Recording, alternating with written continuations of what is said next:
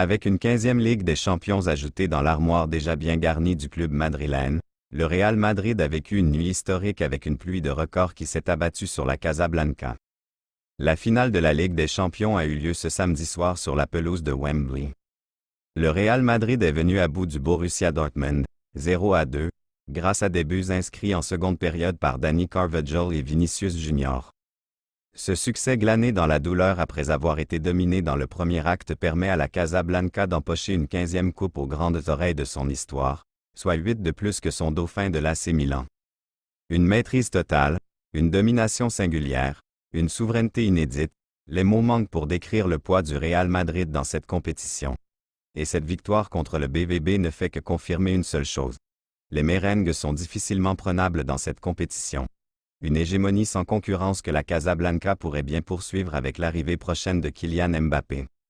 Nous sommes très heureux. Gagner une Ligue des Champions n'est pas facile. Madrid dans cette compétition a une histoire que tout le monde connaît. Ils sont plus motivés, ils grandissent. Nous avons fait une bonne compétition et nous méritons cette coupe. La 15e est pour nous. Heureux de voir tous les supporters et ça compte. Ils portent les joueurs vers la victoire. Personne ne doutait que nous allions gagner. C'est le point de départ pour essayer de gagner la 16e, a déclaré le président Pérez. En effet, avec autant de victoires pour ses joueurs, ses entraîneurs et ses dirigeants, il est à se demander si le Real Madrid peut toujours savourer ses trophées avec la même excitation. Mais au-delà du chiffre symbolique de 15, cette Ligue des Champions a un parfum particulier pour les merengues qui ont remporté la dernière édition sous sa forme historique connue, avant l'instauration dans la grande réforme l'année prochaine. Ce sont des records inégalables qui ont été battus ou rattrapés ce samedi soir à Wembley. Des statistiques à faire tourner la tête à tous les plus grands joueurs et à tous les plus grands clubs. Une suprématie inégalable. C'est un secret pour personne. Le Real Madrid est le plus grand club de l'histoire du football. Mais plus les saisons passent, plus les chiffres autour de la Casablanca ont de quoi effrayer la concurrence. Avec cette 15e Ligue des Champions remportée dans son histoire, le Real Madrid a confirmé un peu plus sa place sur la scène européenne. Depuis 2014, les merengues ont remporté la C1 à 6 reprises, soit un succès de plus que toutes les autres équipes réunies sur la même période, Barcelone, Liverpool, Bayern Munich, Chelsea et Manchester City. Avec une 15e victoire dans la Coupe aux grandes oreilles, le club madrilène a remporté autant de fois la compétition que tous les clubs anglais dans l'histoire et plus de fois que les clubs italiens, 12 victoires, et les clubs allemands, 8 victoires. L'édition 2023-24e restera gravée dans les mémoires pour une autre raison.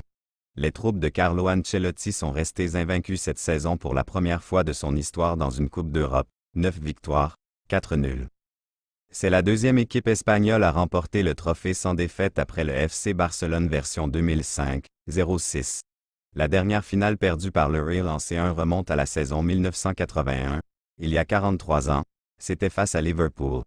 Au-delà de l'aspect purement collectif et historique propre à l'institution, plusieurs membres de l'organisation madrilène peuvent se vanter d'avoir inscrit leur nom individuellement dans des pages très fermées du grand grimoire de la Ligue des Champions. En effet, avec ce succès, Luka Modric, Toni Kroos, Nacho et Dani Carvajal ont remporté leur 6e Ligue des Champions dans leurs carrières respectives. Un record absolu égalisé, jusqu'à alors détenu par Paco Gento, joueur des années 50 du Real Madrid aux côtés de Alfredo Di Stefano.